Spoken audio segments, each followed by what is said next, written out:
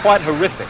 But if we don't know about it, what can we do to stop it and to change it? I spoke to Arizona Wilder in Los Angeles, and this is what she had to say.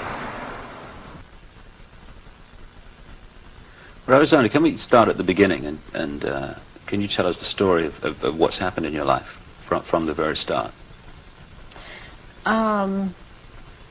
Okay, what I can tell you is that before I started looking into my life, back in 1989, I was starting to have flashes of things, and my life was not what it seemed to be, which is why I started looking into it. The Aryans, and the purity of the blood, and what it's all about is that the blood and the menstrual blood contains something that is important for the propagation of this race that is controlling things on this planet.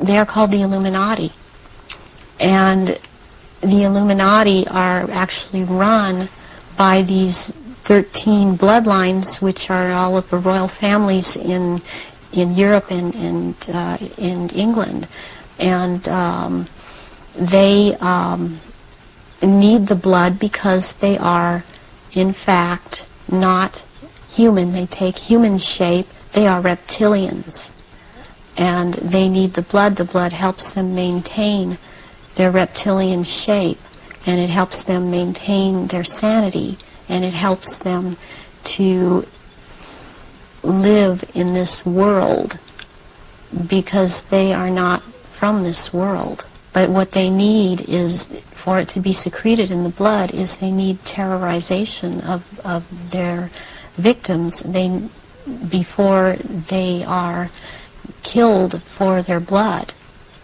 And they have to terrorize them to get this to come out in the blood and be secreted in the blood.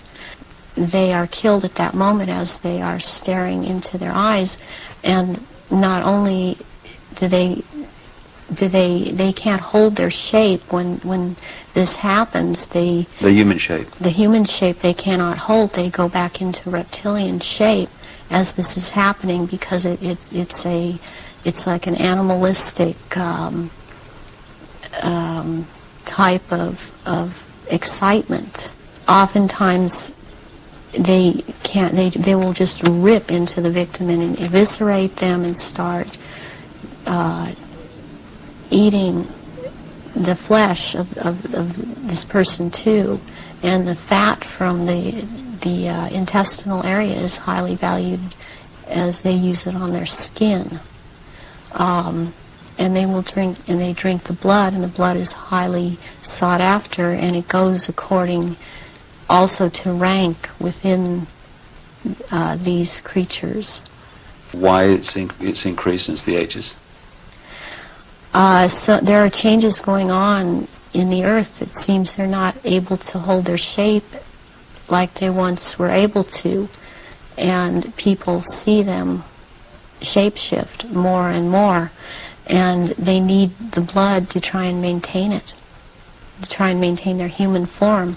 I believe there's a time coming that because of what I've been told, when they are not going to bother having to hold that human shape as they had to before, and they want that time to come. It's been about 4,000 years ago, the Aryan, or the reptilians, arrived here and again began to take over, and they instilled themselves in different places underground in the earth, and also this one part of them, the ruling part, took over and became involved in the politics and in the religion, and started controlling through these means at that point in time. Reptilian that come from another dimension, they actually they materialize from out of another dimension and are present at rituals, and they are so powerful, and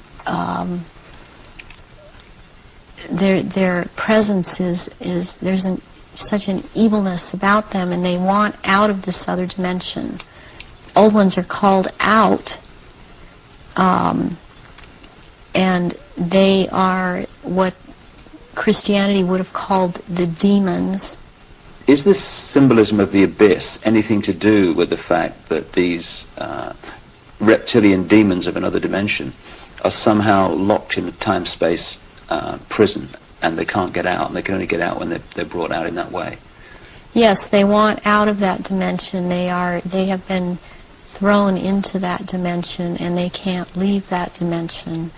And that's actually what the abyss is about, is being in a different dimension. It's like something to do with the fourth dimension. So take us through one of these rituals that you conducted at the highest level of this global brotherhood. What would happen? And then they have these children that they're kidnapping and bringing in from other countries, and no one misses them because these are third world countries. And the children they have the most energy, the purest energy, they're the highest form of sacrifice. They are used as actual blood sacrifices during these rituals because of, again, reptilians needing their blood. The blood will be gathered in a goblet, and it will be dispersed among the reptilians. Are these rituals rare? I mean, how many are there that, say, go on a year? I mean, we talking hundreds or thousands? There are things happening every month of the year. What happens on the night of Halloween? That night is about the worship and homage to Satan, the great deceiver Satan, on that night, on Halloween, at this church. You've conducted them in Europe and the United States. Can we start with the United States? Yes, I have seen at rituals, I have seen George Bush, I have seen Madeleine Albright, I have seen Henry Kissinger, I have seen Ronald Reagan, and I have also, by the way, seen his wife, Nancy Reagan. I have seen Hillary Clinton before I knew she was Hillary Clinton at the time. At these rituals, she is involved. The other people that I have named and I have seen shapeshift into reptilians. J. Rockefeller, and he shapeshifts. These people seem to all be connected to the Illuminati. Gerald Ford, I have seen shapeshift. Dr. Joseph Mengele, who took me around to these rituals a lot of the time, was also a shapeshifter. There are people in the European countries that I've seen shapeshift and be involved. The Queen there, I've seen Princess Margaret there, I've seen Charles there, and they shapeshift. I have seen Tony Blair there,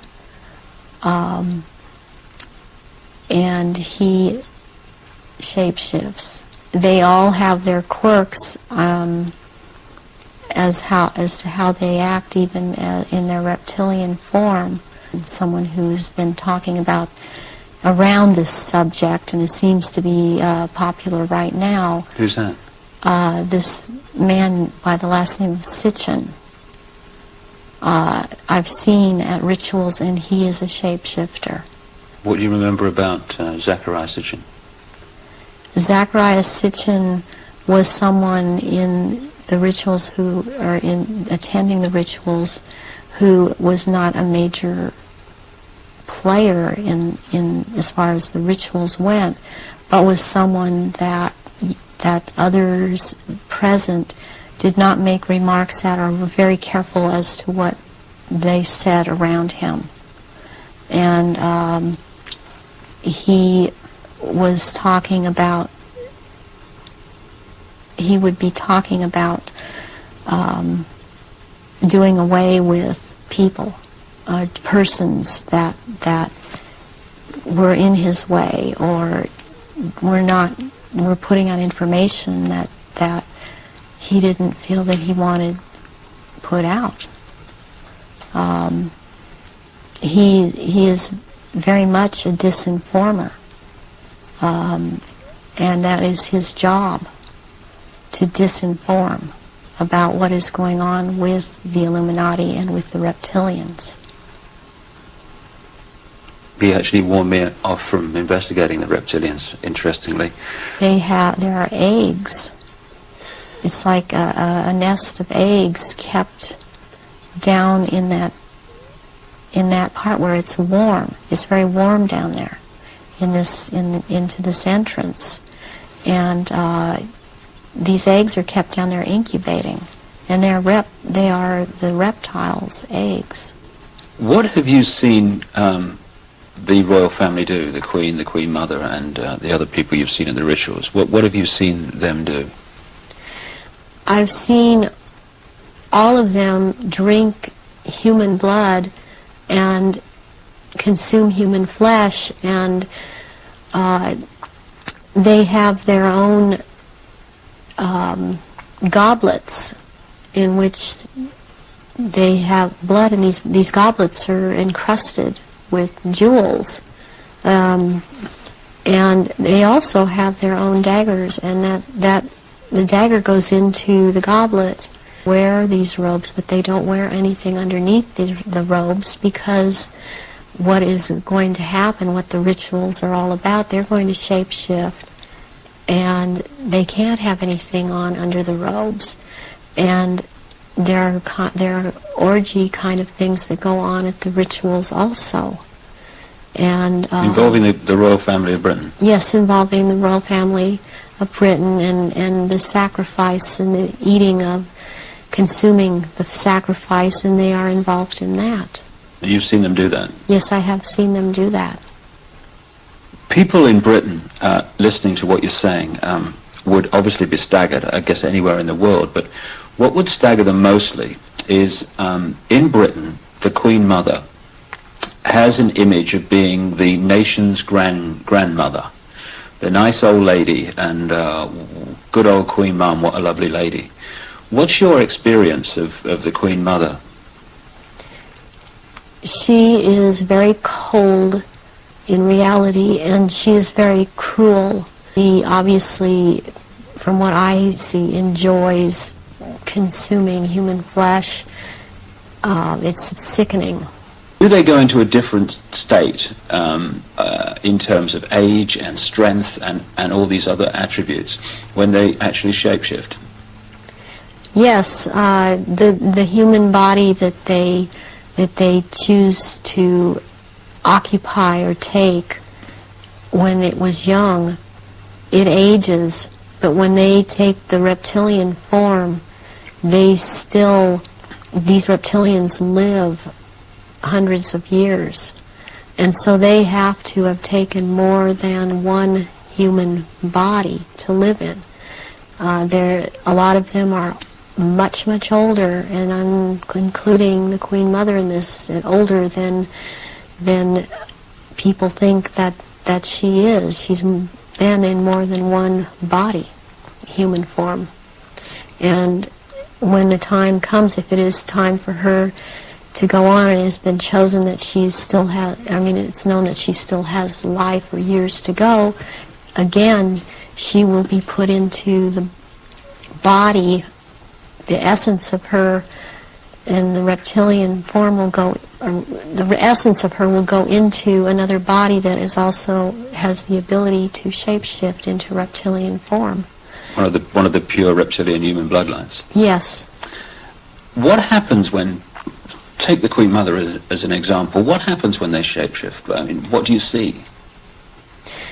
You start to see changes happen, and they're happening so fast that it's almost it's the closest thing that I've seen to it is what they're now doing with computer technology. It's just a literal transformation that happens very quickly, and they get taller and they get bigger, and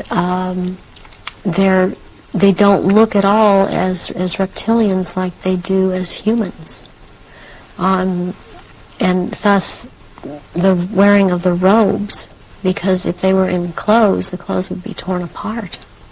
So let's take the Queen Mother on this subject as an example. We recognize her as a frail old lady. What does she look like when she shapeshifts at these rituals? She has, she looks like, the nose portion gets very much longer, and it grows into kind of a snout kind of thing. She has little fangs, and incisors as teeth, and there's a tongue. They all seem to have this kind of tongue when they're at this level. The tongue has a lot of long, hairy or pointed projections coming out of it. It's very long.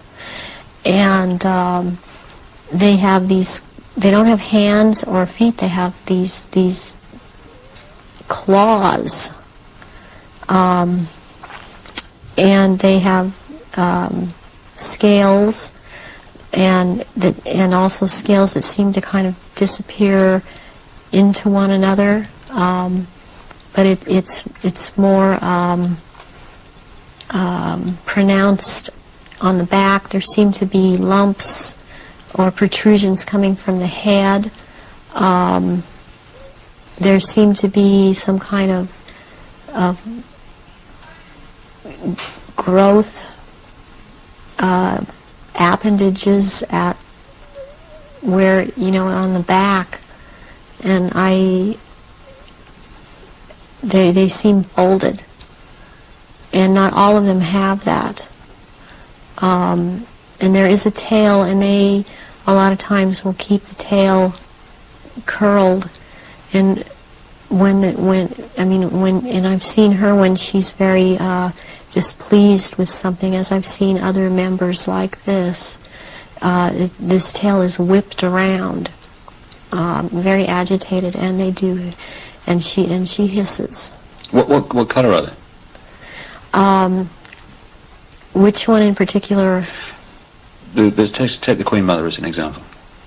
She's kind of a beige color on the underside, and by the time you're going up around to the back and the tail and the top of the head and on top of the nose, snout, whatever, it's coming to a very they're dark speckles or large speckles of dark browns, and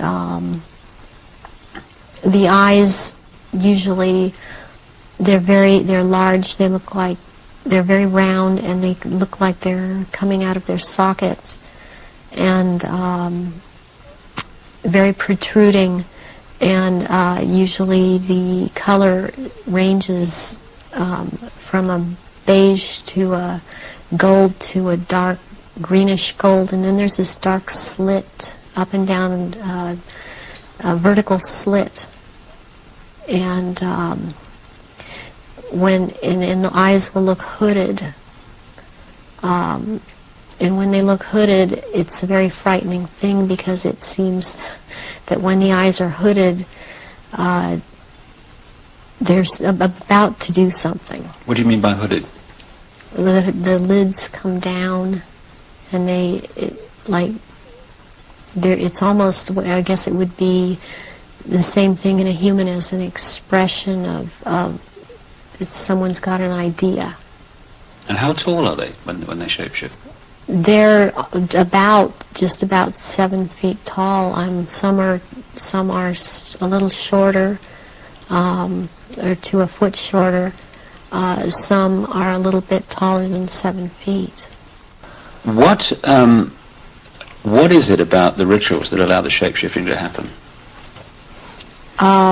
when the victims are starting to be sacrificed, it's the scent of the blood, and they start shape-shifting at that point in time, and they can hardly wait to get to the blood. It's like they're addicted to the blood, and then the consumption of human flesh that follows.